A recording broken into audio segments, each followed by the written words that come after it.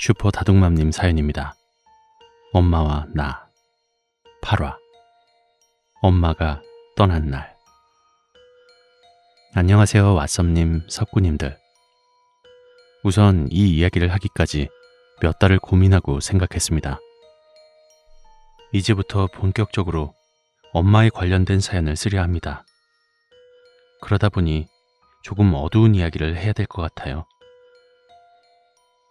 제 몸과 마음에 상처를 남긴 일이기도 하며 가장 아픈 부분이기 때문입니다. 부디 악플은 잠시 접어두시고 이런 사연도 있구나 하고 공감해 주시길 바라며 적어봅니다.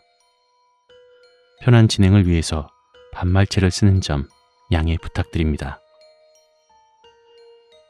내가 중학교 1학년이 되던 해의 일이야. 이때쯤 IMF라는 구제금융위기로 모든 아버지들이 자신의 일터와 직장에서 쫓겨나시고 평생 직장이라는 말 자체가 거짓말이 되어버린 가슴 아픈 때였지. 우리 아버지는 한약 깨게 만드시는 일을 하시다 회사가 부도를 맞아서 퇴직금 하나 없이 쫓겨나셨어. 그래도 다시 일어서겠다고 집에 있는 돈 없는 돈 다 끌어다가 한약 기계를 들고 중국으로 가시는 바람에 엄마와 동생 그리고 나는 정말 힘들게 살아야 했던 때이기도 해. 중학교 1학년 어린 나이에 부동산 전단지를 돌리고 치킨집 서빙 알바를 다녀야 했고 주말에는 자전거 뒤에 할인 매장에서 음료수를 사다가 공원에 다니며 팔기도 했었어. 서른이 길었네. 각설하고 하늘이 맑은 가을 주말. 자전거 뒤에 여느 때와 다름없이 음료수를 싣고서 공원을 돌면서 팔고 다니고 있었는데 왼쪽 눈 위의 눈썹 부분이 따끔따끔한 거야. 뭐에 긁힌 건가 하고 대수롭지 않게 생각했는데 하루 이틀 지날수록 붉게 올라오기 시작했어. 그리고 얼마 되지 않아서 밤마다 같은 꿈을 꾸었어. 꿈에 내 머리맡에서 굵고 낮은 무서운 목소리로 알아들을 수 없는 말들이 들리며 한 서너 되는 사람들이 내 머리카락을 한 움큼씩 잡더니 사방으로 잡아당겼어. 두피가 뜯길 것 같은 통증을 느꼈지. 내 머리카락을 쥐어잡은 그 손들을 피하려고 막 뛰어서 도망치면 무섭게 생긴 여러 가면들이 나를 잡아먹고 또 잡아먹는 꿈을 꾸었어. 그 꿈에서 깨고 나면 엄청난 두통이 밀려와서 저절로 비명이 터져나왔고 두통약을 먹어봐도 소용이 없었고 일주일 정도 지나자 왼쪽 눈꺼풀 위에서 볼 전체까지 붉게 색이 변했는데 특히 눈 주변으론 고름주머니가 잡히더니 점점 뭉그러지기 시작했어.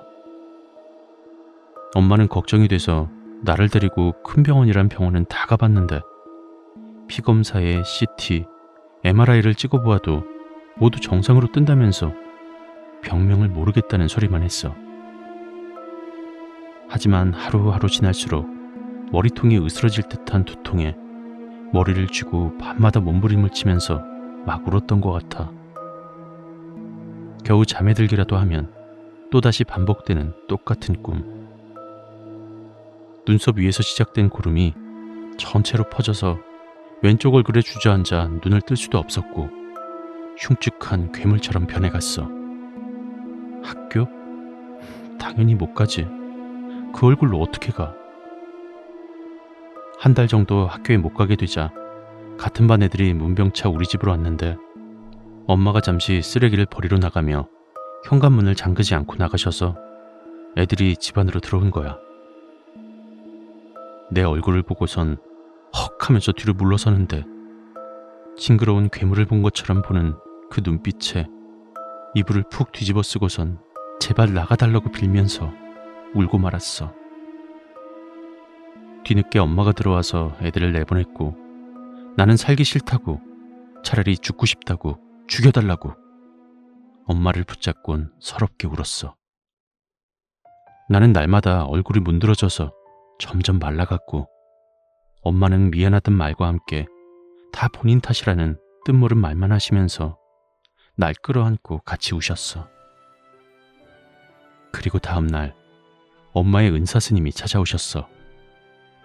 내 첫 사연에서 거울 언니 있었잖아. 나 닮았다고 했었던. 그 언니를 천도해 주신 스님을 처음 뵌 거야. 풍채가 좀 있으시고 볼이 불독처럼 처지셨는데 무표정이 참 무섭게 생기신 스님이셔서 첫 대면 때 겁을 먹고 엄마 뒤로 숨었어. 그런 내 모습을 보시더니 매서운 눈을 휘어 웃으시며 말씀하셨지. 만나서 반갑다 아가야. 괜찮다. 이리 오렴. 그리곤 내 고름진 얼굴을 쓰다듬어 주셨어. 진물이 흘러 더러울 법도 한데 아무렇지 않게 쓰다듬으시곤 얼굴 한번 찌푸리지 않으셨어. 그런데 신기한 건 스님이 어루만져 주시니 머리가 아팠던 게 서서히 가라앉는 거야. 그 어루만짐이 너무 편안하고 좋아서 멍하니 스님을 바라보았는데 그렇게 나를 토닥이시고는 굳은 얼굴로 엄마에게 나지막한 어조로 말씀하셨어. 보살님, 언제까지 고집 부리실 겁니까? 엄마는 아무런 말 없이 입을 곧게 다문 채 고개만 숙이셨고 스님은 그런 엄마를 보고선 한숨을 푹 쉬시곤 나를 눕히고 내 머리에 알이 무척 굵은 긴 염주를 얹어놓고선 알아들을 수 없는 연불을 외셨어. 그 연불 소리에 눈꺼풀 위의 통증도 두통도 느껴지지 않았고 마음이 편안해져서 나도 모르게 잠이 들었어. 잠이 드는 중에 향을 피우셨는지 향냄새도 같이 느껴졌어. 아프고 난 후에 처음으로 아무 꿈도 꾸지 않았고 도중에 아파서 깨는 일 없이 푹 자고 일어났어. 그 후에 엄마가 매일같이 집에 초를 켜두셨고 주저앉았던 얼굴은 점점 올라붙기 시작했지. 고름도 점차 줄더니 왼쪽 눈꺼풀 위에 약간 패인 자국만 남기고선 깨끗하게 나았어. 2달 만에 드디어 학교를 다시 등교할 수 있게 되었고 평생을 그런 얼굴로 살까 무서웠는데 얼굴이 깨끗이 나아서 얼마나 기뻤는지 몰라. 그런데 이게 시작이었나 봐. 갑자기 무슨 이유였는지 첫째와 둘째 고모들이 할머니에게 이간질을 시켜 할머니가 집으로 찾아와 엄마를 심하게 때리셨어. 학교에 다녀와서 집에 들어오니 집안은 난장판이 되어 있었고 엄마는 베란다에서 옷이 다 찢기고 머리는 뜯긴 채 울고 계셨어. 고모들이 할머니에게 이간질한 말이 아버지가 중국에 가서 돈을 엄청 벌어 한국으로 송금했는데 엄마가 시어머니인 할머니에겐 아무런 말도 하지 않고 엄마 혼자서 다 써버렸다는 그런 말도 안 되는 거짓말을 했다는 거야. 이건 후에 내가 커서 25살이 되던 해에 막내 고모가 말해줘서 알게 되었어. 돈이 그렇게 있었으면 엄마는 아침부터 밤까지 쉬는 날 없이 식당 가서 일도 안 해도 됐었고 동생이랑 나는 전단지와 명함을 돌리고 주말에 음료수 뒤에 싣고 팔러 다니지 않았겠지. 밤 12시만 되면 할머니가 술을 잔뜩 드시곤 전화하셨어. 전화를 안 받으면 받을 때까지 전화를 하시며 이렇게 말하셨지. 아들도 못 낳은 년이 내 아들 잡아먹네. 니년 때문에 내 아들 인생 말아먹었어. 차마 입에 담지 못할 욕을 하셨고 엄마는 그 소리를 듣고도 대들지 않으시곤 그저 삭혀가며 울기만 하셨어. 1년 뒤에 아버지가 집에 들어오셨지만 돈 한 푼 가져오지 않으셨고 오히려 사기만 당하셔선 빈손으로 오셨어. 할머니 집안에서 그렇게 엄마를 괴롭히고 힘들게 해도 아버지는 정말 원망스러울 정도로 방관만 할 뿐 엄마를 지켜주지 않으셨어.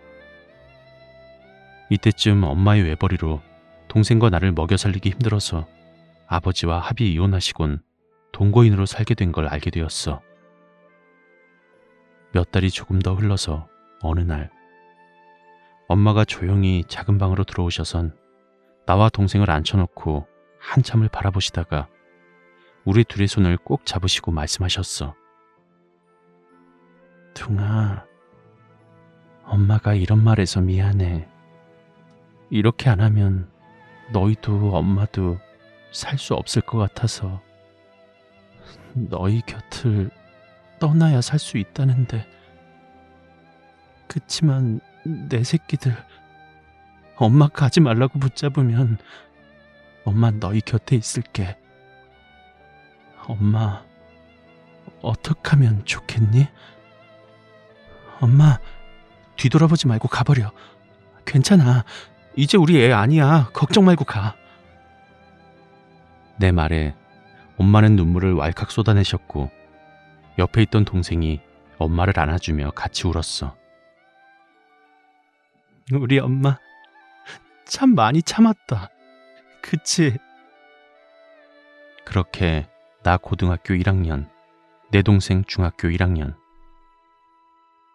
그 대화를 마지막으로 그날 밤부터 아침까지 서럽게 우시던 엄마는 짐을 싸서 집을 나가셨고 아버지가 엄마를 찾는다고 난리였지만 나와 내 동생은 아버지에게 그 어떤 말도 하지 않았어.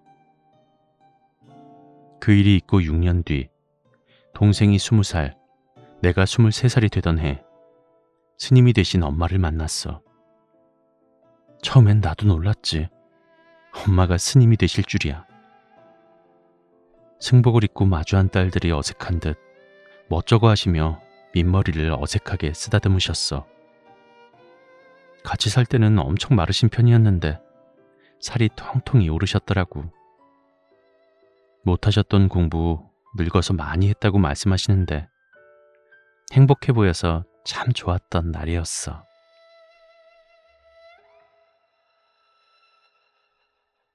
오늘 이야기는 여기까지입니다.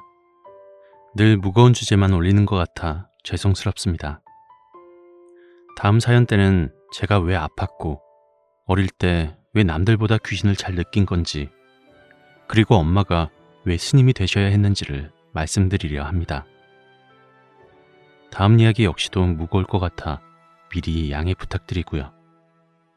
들어주셔서 감사합니다. 좋은 밤 되세요.